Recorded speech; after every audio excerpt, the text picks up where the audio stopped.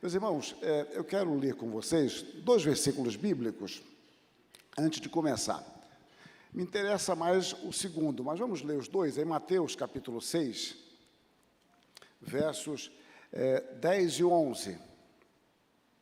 Eu quase falei sobre o 12, mas Deus me orientou, me encaminhou para o 11. Então, vamos lá. Mateus 10 e 11. Eu ia falar sobre perdão, mas falei, perdão, isso aí a igreja não precisa estudar mais sobre isso. Nós perdoamos fácil. Então, eu vou falar sobre trabalho. Sobre o trabalho. Mateus, capítulo 6, versos 10 e 11. É a oração do Senhor. Venha o teu reino, faça-se a tua vontade, assim na terra como no céu. O pão nosso de cada dia, dá-nos hoje. Amém. O tema, meus irmãos, que nós escolhemos foi esse: o pão cotidiano, súplica de um homem farto e esclarecido. Vocês vão entender por que a ideia de farto. O pão nosso de cada dia, dá-nos hoje. Algo surpreendente é a passagem do verso 10 para o verso 11. No verso 10, o Senhor Jesus Cristo fala do reino, fala da glória. Nós oramos, venha o teu reino. Nós sabemos que o nosso Deus, não somente Ele é rei, Ele reina. Pode parecer uma redundância, mas não é. Há funções que muitas vezes são apenas decorativas, mas o nosso rei não é um rei decorativo, Ele reina. Observei várias vezes as orações pedindo para que Deus haja, que Deus intervenha, que Deus dirija, que Deus oriente. Por que isso? Por que nós oramos assim? Nós oramos assim porque cremos num Deus que não é apenas o rei, mas Ele reina. Mas depois de falar sobre isso, e agora falar sobre o pão, parece que há um descompasso. Mas na realidade não é. Isso é maravilhoso. O Deus que habita o alto, o sublime, o Deus soberano em sua majestade, uma majestade que não pode ser contida pelo universo, também se ocupa com as nossas necessidades e nos ensina, não somente isso, Ele nos ensina a pedir pelas nossas necessidades cotidianas. Ele nos faz enxergar o que de fato é prioritário, que é o seu reino, que é a sua justiça, que é a sua glória, e ao mesmo tempo nos ensina a pedir por aquilo que é necessário a nós. Eu digo que a oração do Pai Nosso, ela recebeu esse nome tradicionalmente, mas esta oração deveria ter o nome de uma oração de pecadores, né? Os pecadores famintos, pecadores perdoados. E essa oração é a oração da igreja, porque é a oração que o Senhor Jesus Cristo não faz. Essa oração, o Senhor Jesus Cristo não faz. Ele ensina a fazer. Ele não diz, oremos, Pai nosso que estás nos céus. Ele diz, vós orareis assim, Pai nosso que estás nos céus. A filiação de Cristo é uma filiação diferente. Ele é o Filho eterno de Deus. Nós somos filhos adotados. E Ele nunca se coloca nesse mesmo nível para orar. E antes de ser assunto aos céus, Ele diz, eu vou para junto do meu Pai e vosso Pai. É mais fácil dizer nosso Pai, mas é uma relação diferente. Esta é a oração diferente. É a oração para nós, pecadores, perdoados, pecadores arrependidos e que têm usufruído, como foi bem falado há pouco, sobre a providência de Deus, o cuidado de Deus. Mas continuemos aqui. Deus declara em sua palavra a respeito de si mesmo, porque assim diz o alto, sublime, que habita a eternidade, o qual tem o nome de santo. Habito também com o contrito e abatido de espírito, para vivificar o espírito dos abatidos e vivificar o coração dos contritos. Observem que a dimensão do texto nos fala de uma transcendência de Deus, ou seja, de um Deus que está acima do universo, acima de nossa capacidade de compreensão, de definição, de domínio, mas ao mesmo tempo é o Deus que está conosco. Eu posso dizer, o Senhor reina, mas o Senhor é o meu Pai. um salmo que talvez seja um dos prediletos da igreja, expressa isso com muita simplicidade, que é o Salmo 23. Ele diz: o Senhor é o meu pastor. Nós nem sempre percebemos. O Senhor é o nome principal de Deus no Antigo Testamento. O Javé, Yavé, Jeová, não sabemos ao certo esse nome, mas Ele é o nosso pastor. É o rei e pastor. E aqui nós vemos o Senhor da glória. Ele cuida de nós, de nossas necessidades. Então, uma das coisas fascinantes do universo é esta: o Senhor do universo, aquele que domina todos os sistemas e galáxias, Ele também sabe de nossas necessidades, por mais irrelevantes que elas possam parecer ao outro. Eu falo com meus alunos o seguinte: eu só quero saber de perguntas importantes. Parece presunção, mas eu penso que não seja. E a pergunta é: o que é uma pergunta importante ou relevante? É a pergunta que é importante para ele. Se a pergunta é importante para ele, de fato, aquela é uma pergunta relevante. Pode ser uma coisa materialmente muito simples, mas ela é relevante para ele.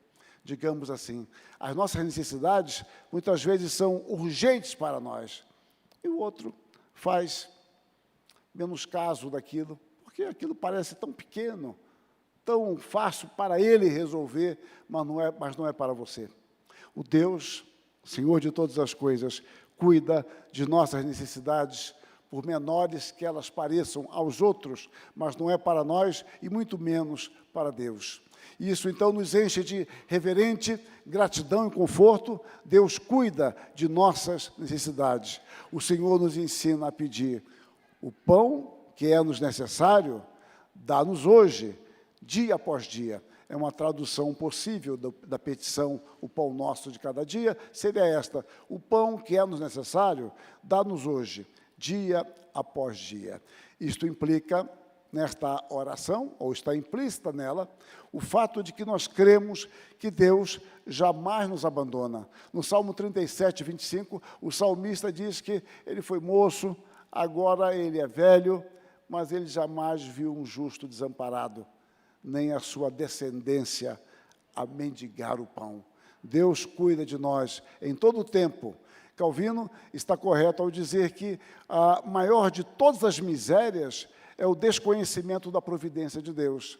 E a suprema bem-aventurança é conhecê-la. De fato, se você não confia no Deus da providência, as suas angústias são enormes. Porque você se sente muitas vezes largado, sozinho, você se sente sem nenhum amparo. Mas quando você confia na providência de Deus, mesmo nos momentos de desamparo, de solidão, de desabrigo, você sabe que tem um Deus que não se esquece de você. É o Deus que cuida de suas necessidades. O pão, obviamente, quando Jesus Cristo nos ensina a pedir o pão, Ele não está simplesmente pensando no pão, nem mesmo um pão de queijo tão delicioso.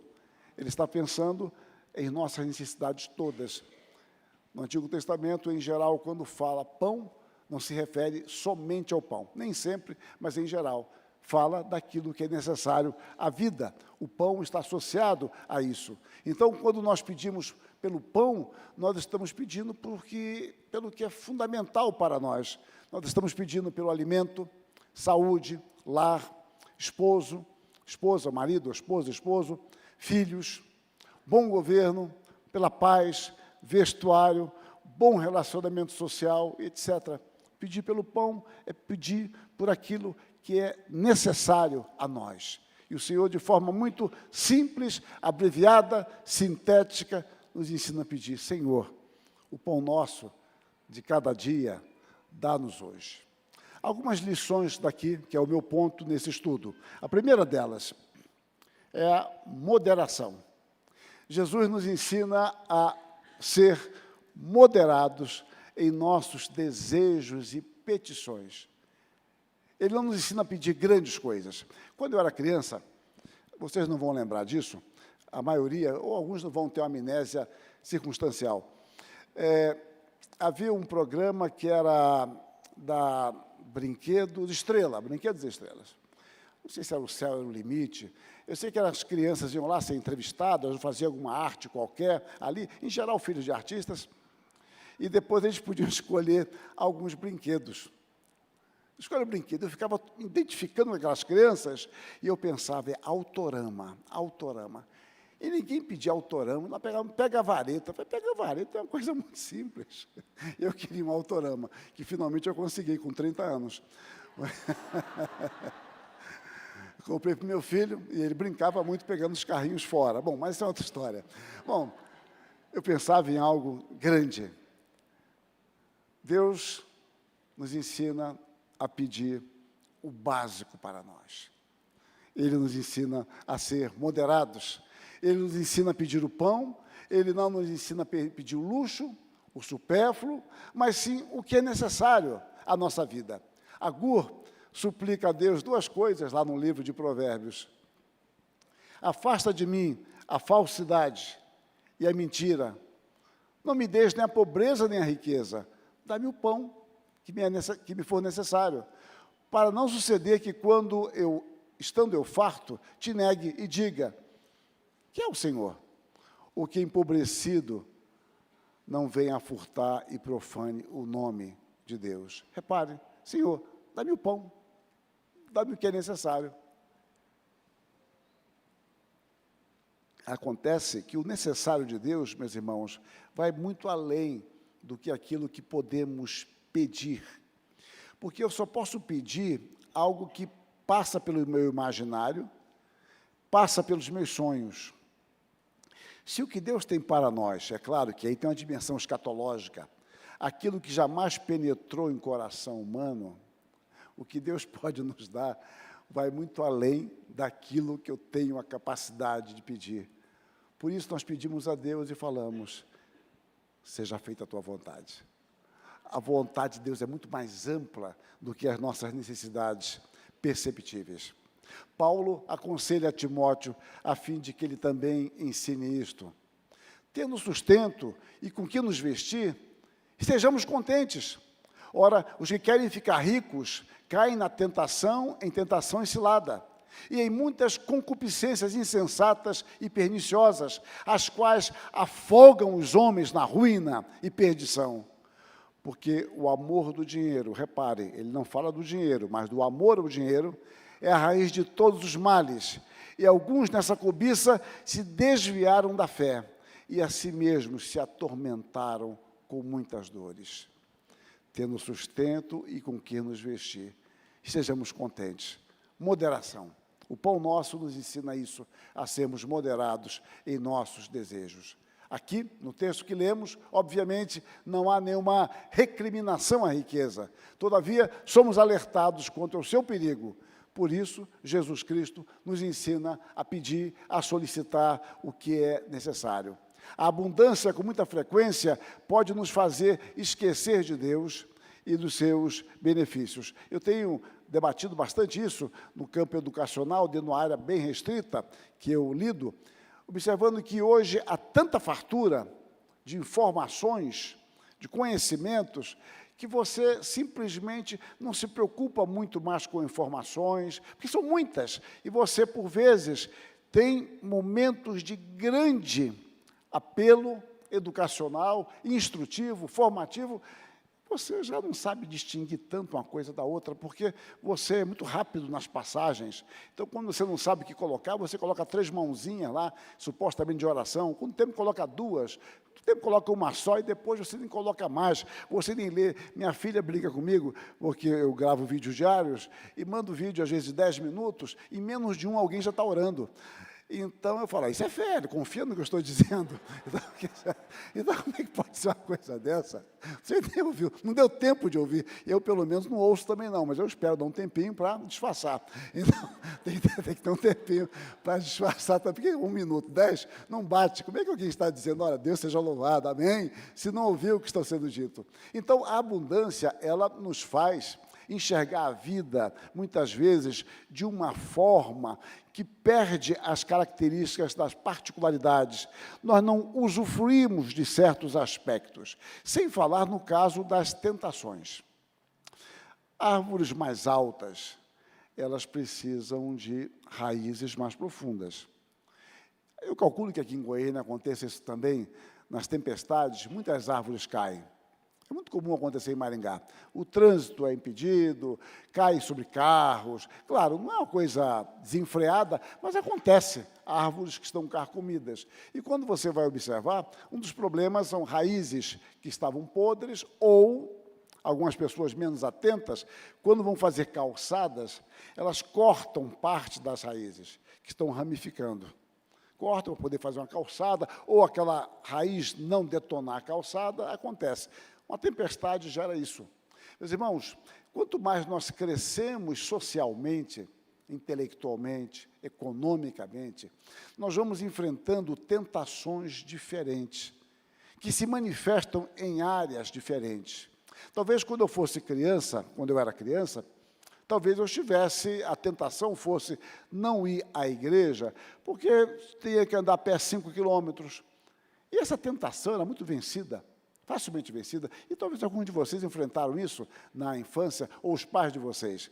5 quilômetros, 10 quilômetros, ou revezar. Eu já pastorei a igreja que o casal revezava de manhã e a mãe com a filha, à noite o menino com o pai, ou vice-versa, por causa das passagens, não dava para pagar, e também o medo da casa ficar vazia, sozinha, e morava num lugar que era bastante perigoso, coisas assim. São tentações que você vai vencendo.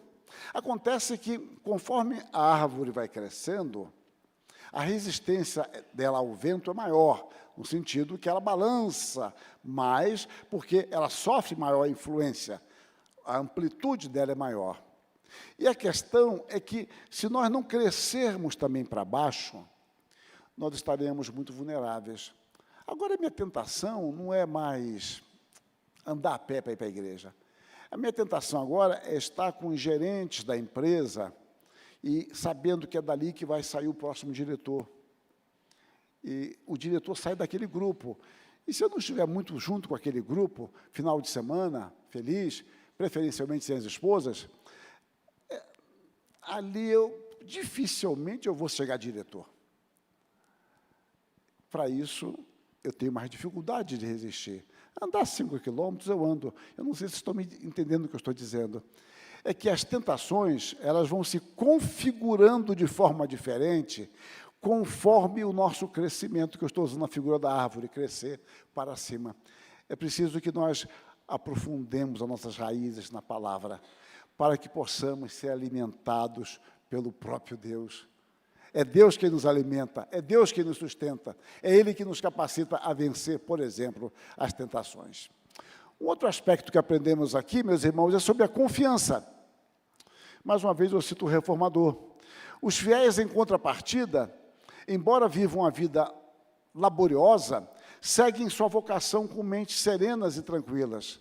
Assim, as mãos dos fiéis não são ociosas, mas a sua mente descansa na quietude da fé, como se estivessem dormindo. Vamos analisar isso biblicamente. Esta petição nos desafia a confiar diariamente no cuidado providente de Deus. Esta oração não nos ensina a pedir para o futuro, mas sim a pedir para a nossa necessidade de hoje. Não era mais fácil fazer uma petição para a semana? Há coisas que eu faço já anualmente, há coisas que eu faço mensalmente, outras semanalmente. Então, às vezes, tem um periódico da minha igreja, mensal, eu já escrevo para o ano todo, porque assim não tem que ficar me ocupando a cada mês, lembrando disso, como é que vai ser, como é que não vai ser. E vocês fazem isso também, planejamento. Algumas pessoas planejam o cardápio da semana, já na segunda-feira, porque a vida é agitada, congela coisas, descongela outras, e etc. O Senhor podia nos ensinar assim, né? Ó, Senhor, as necessidades minhas, para a minha existência, dá-me hoje. Mas Ele nos ensina a pedir para hoje, para agora. Jesus quer nos ensinar a não ficar ansiosos pelo futuro e, ao mesmo tempo, confiar nele hoje, sabendo que Ele vai nos dar hoje, vai nos dar amanhã e depois da manhã. E cada dia eu vou exercitar minha confiança em Deus. Não andeis ansiosos pela vossa vida, quanto ao que haver de comer ou beber, nem pelo vosso corpo, quanto ao que haver de vestir. Não vos inquieteis com o dia de amanhã, pois amanhã trará os seus cuidados, basta ao dia o seu próprio mal. Confiar em Deus hoje. Há uma experiência histórica muito interessante. No deserto, Deus desafiou o povo a aprender a lição por meio do maná, que lhes era concedido diariamente. Eis que vos farei chover do céu pão, e o pão sairá e colherá diariamente a porção para cada dia, para que eu ponha à prova se anda na minha lei ou não. Dar-se-á que, ao sexto dia, prepararão o que colherem, e será 2 tantos do que colhem cada dia. Ou seja, de sexta para sábado eu podia colher 2 porções, nos outros dias não. Vamos lá. Alguns homens mais previdentes, eles vão tentar ir além da ordem divina. E eles pegam um dia qualquer da semana, pegam 2 porções, sabe lá amanhã como é que vai ser? Qualquer coisa eu vou guardar para amanhã. O texto narra, eles, porém, não deram ouvidos a Moisés, e alguns deixaram do maná para a manhã seguinte. Porém, deu bichos e cheirava mal, e Moisés se dignou com eles. Eles não confiavam em Deus. Isso, meus irmãos, é uma tentação muito grande para nós. Confiar em nossos caminhos, em nossos métodos, em nossos recursos. E nós confundimos, às vezes, os recursos com Deus. Nós somos abastecidos não pelos recursos nossos, mas pelo Deus dos recursos. Isso não é um jogo de palavras, simplesmente. É entender que Deus se vale ordinariamente dos recursos, mas não são os nossos recursos que propiciam aquilo que nós queremos. É Deus mesmo, em sua soberania, que vai se valer do tempo, vai se valer do dinheiro, vai se valer da nossa capacidade, vai se valer de nossos irmãos, vai se valer do avião, do carro, ou seja, de tudo aquilo que precisamos. Mas é Deus, nós confiamos em Deus. O Salmo 121 diz, eleva os olhos para os montes, de onde me virá o socorro? Meu socorro vem dos montes, que era uma tentativa normal do pagão, olhar para o monte e saber que no monte estaria a sua proteção. O salmista diz, não, o meu socorro vem do Senhor, que fez os céus e a terra. Se o Senhor fez os céus e a terra, Ele fez os montes. Então, Deus pode usar os montes, mas não são os montes que me protegem. Quem me protege é Deus, por meio dos montes que Ele criou. Nós não oramos aos montes, nós oramos ao Senhor. Nós não oramos a vários deuses para o plano B, C, D. Nós oramos para Deus, que é o Senhor de todas as coisas. Uma confiança, então, renovada em Deus. O desafio de Deus era para que o povo, manhã após manhã, renovasse a sua confiança nele, aprendendo a descansar nas suas promessas, sabendo que Deus não falharia. O terceiro aspecto, meus irmãos, é a total dependência.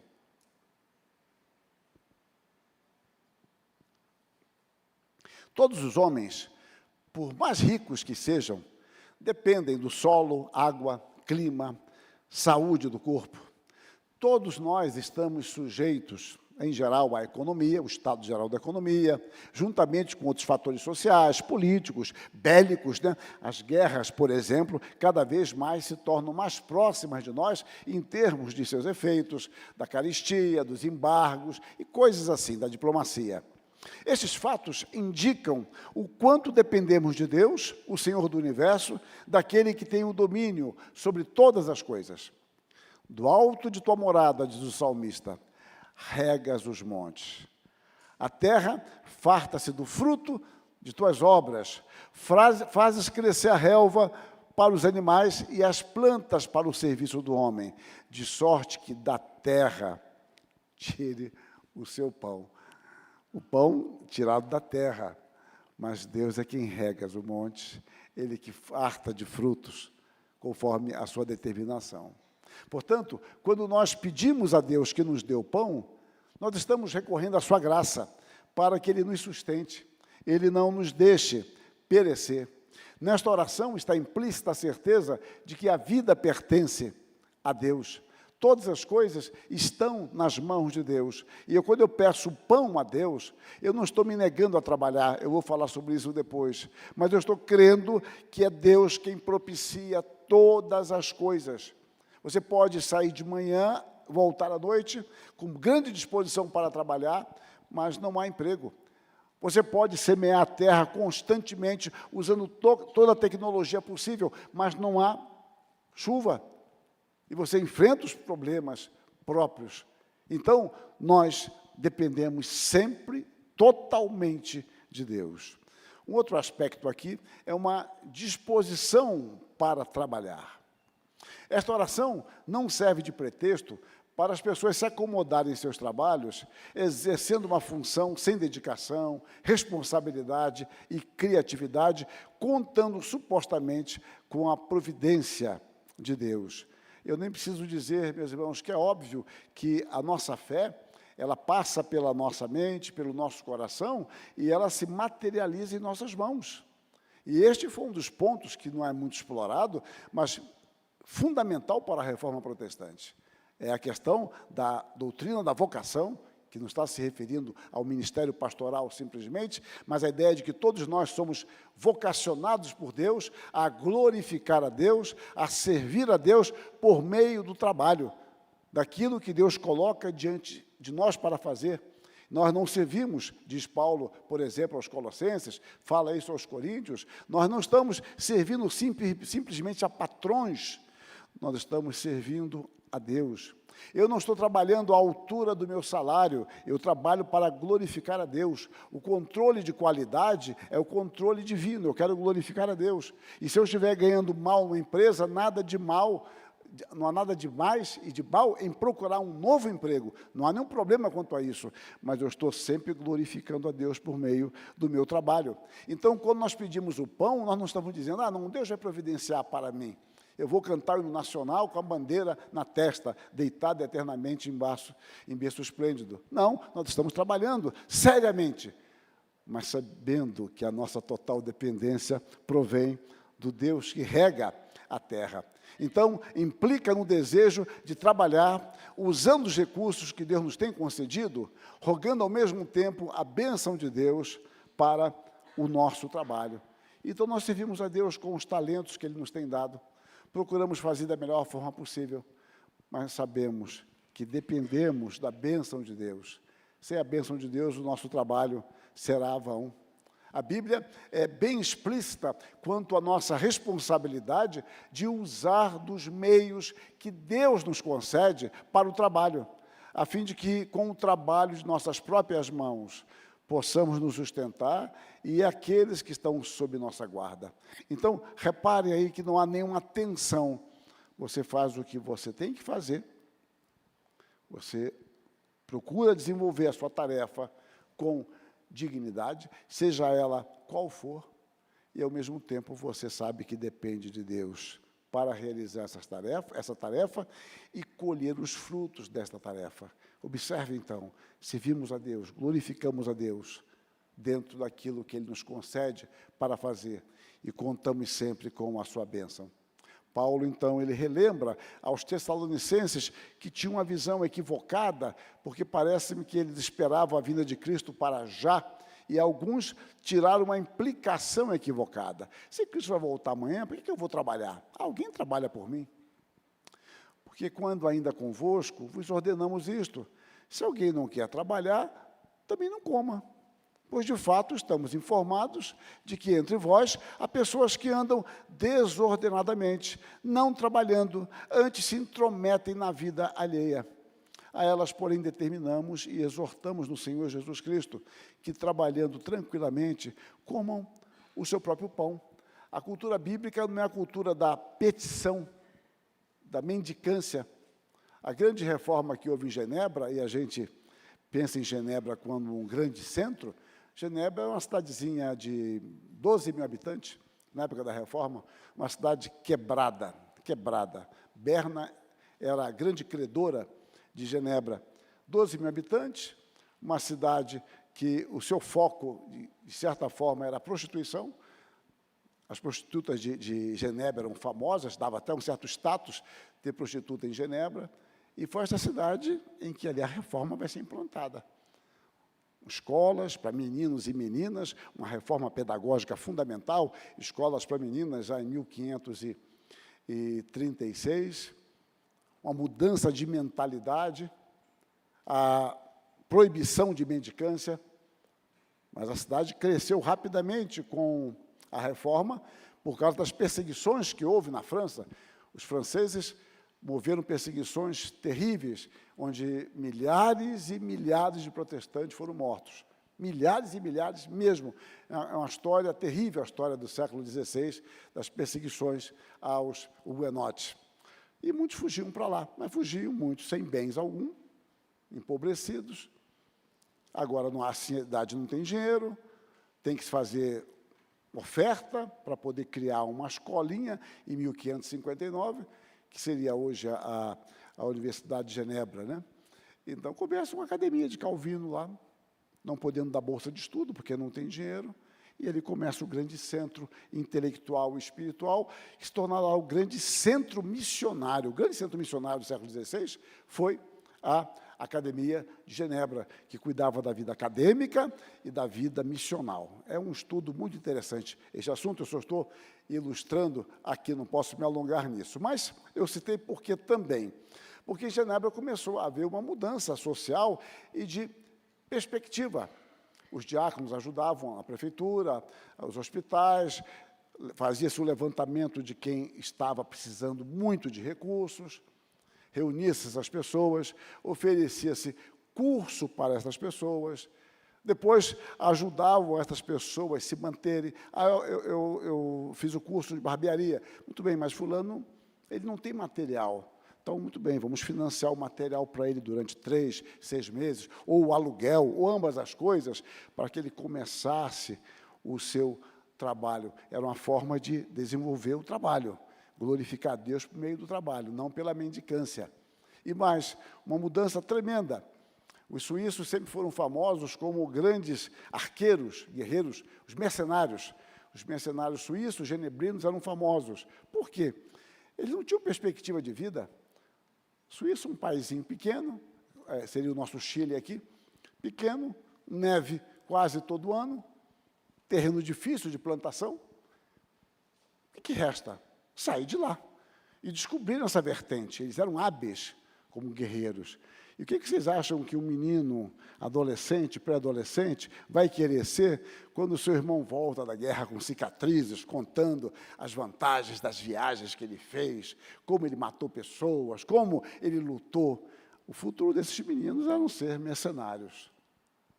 E agora, com o crescimento de empregos, geração de empregos, não de Bolsa Família, mas com a criação de empregos, o que vai acontecer? As pessoas vão começar a terem opção na Suíça de trabalhar e ficar na sua terra. Nas fugas para Genebra, houve muitos ourives suíços. Os suíços faziam, vamos dizer assim, alianças, anéis, pulseiras com motivos religiosos. Mas eles viram que em Genebra não tinha chance para isso. Um santinho. A reforma era implacável lá no século XVI. E eles tiveram que mudar isto, mudar a sua arte. Foi assim que eles mudaram a sua arte, de pulseirinha, anelzinho com santinhos, para relógios. E foi assim que Genebra se transformou num grande centro de produção de relógio. É o Evangelho afetando a mente social das pessoas. Isso é muito amplo, não é? É muito maior do que eu estou dizendo, mas apenas ilustrando. Você confia em Deus e usa dos recursos que Deus coloca à sua mão. Se pegar o campo educacional na Alemanha, com Lutero, até o século XIX, ninguém batia a Alemanha no campo educacional. E a base era a Escritura. Pão nosso de cada dia dá-nos hoje. E você usa dos meios que Deus coloca à sua disposição para servi-lo. Mas prossigamos aqui, eu tenho 10 minutos. Humildade. Esta petição nos ensina também que, apesar de trabalharmos arduamente, sabemos que é Deus quem nos dá o pão, é Ele quem provê a nossa subsistência.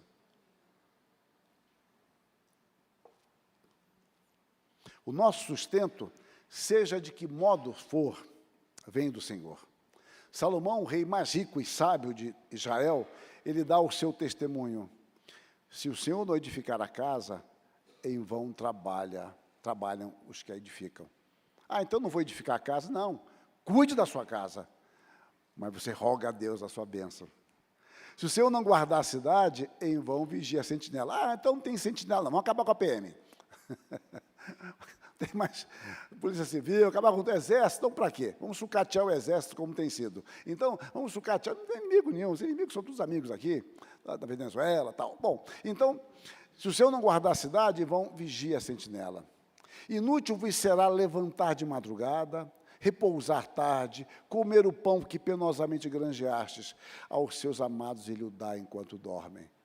Meus irmãos, aqui está longe de combater o dormir tarde, trabalhar arduamente. A ideia é mostrar que, a despeito de tudo isso que gera sacrifícios e lutas, o Senhor é quem nos dá. O Senhor é quem coroa de êxito o nosso trabalho. É o Senhor quem nos sustenta no nosso dia a dia. Então, não é o nosso esforço, a nossa capacidade. A questão é quando nós criamos uma eliminação. Ah, então é o Senhor que nos dá? Eu nada faço. Deus vai lhe dar fome para você aprender, né? Deus abençoa o seu povo na sua fidelidade em obedecer a Deus. Pedir o pão é dizer, Senhor, eu dependo de Ti. Eu uso do meu trabalho que Tu me tens dado, a vocação que Tu me confiaste, mas eu sei que eu dependo totalmente de Ti. F, generosidade. Essa oração, ela é intercessória, porque eu peço, dá-nos e não dá-me. Quando eu oro o Pai Nosso, eu estou orando pelos meus irmãos. A igreja está praticando uma oração intercessória nesta petição.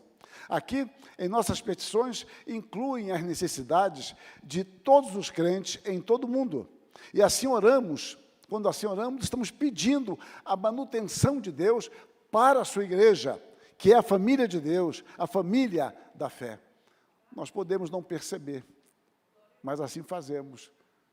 Senhor, o pão nosso, dá-nos, dá ao meu irmão, dá a mim, dá para o meu genro, até para o meu cunhado, dá para ele, Senhor. Então, vocês riram, cunhado é certo, brincar com cunhado sempre é uma reação. Não sei porquê, mas vou descobrir. Bom, então, para todos, Senhor, para todos. Jesus nos ensina, ao mesmo tempo, a pedir para nós e a interceder, a suplicar a Deus por nós e pelo nosso próximo. Deste modo, temos uma lição de generosidade a ser aprendida, visto que, por mais urgente que sejam nossos anseios ou carências, Jesus nos convida a olhar à nossa volta. Porque eu sempre sei qual é a dor maior. A dor maior sempre é a minha. É óbvio. É isso, a sua dor é maior. Você está com dor, a sua dor é prioridade. Às vezes, na porta da igreja, você conversa com as irmãs, fala, minha irmã, pastor, ore por mim, tal, amanhã eu tenho que fazer uma cirurgia, só em 3 lugares que é? Cabeça, tronco e membros. Mas eu estou em paz, tal, muito bem. E fala assim, irmão, pastor, ore por mim, eu estou com a unha encravada. Bom, a unha encravada é tão grave para ele como a dor da minha irmã, que vai fazer uma cirurgia mais séria, é para ela. Então, sair de nós mesmos e olhar ao nosso redor é muito difícil.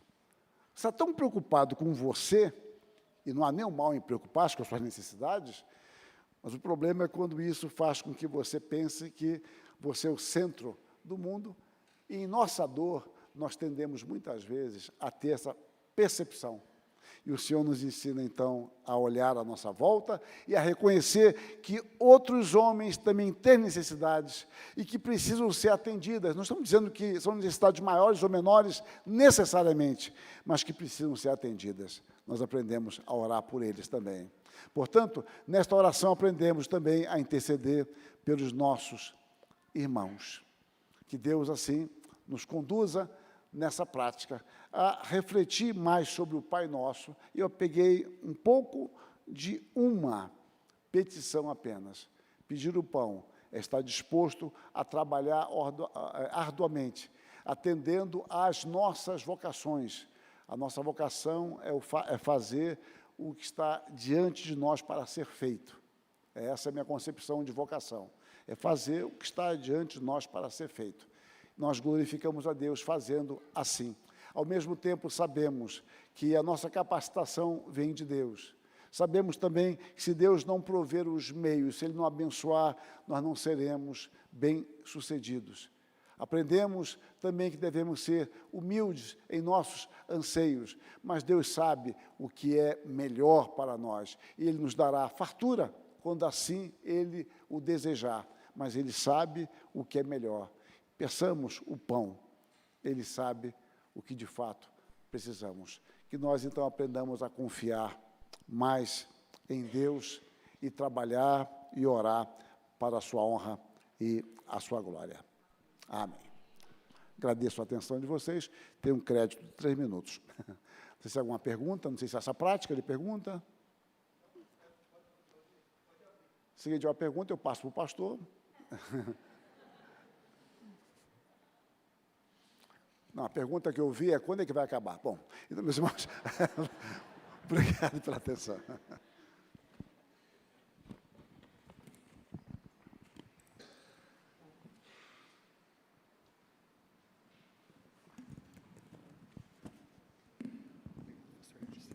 Vamos orar.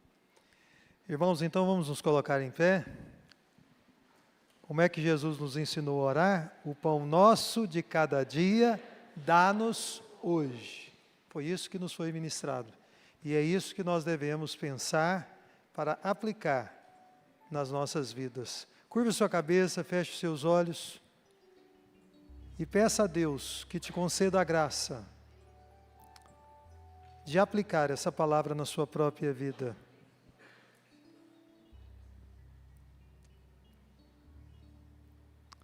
Pai Celestial, nós te agradecemos pela Tua palavra que veio a nós por intermédio do Teu servo nessa manhã. Que o Senhor possa nos ajudar, ó Deus, a entender que há um interesse da Tua parte em atender às nossas necessidades reais. Que a nossa confiança em Ti, por Tua graça, seja ainda mais aumentada.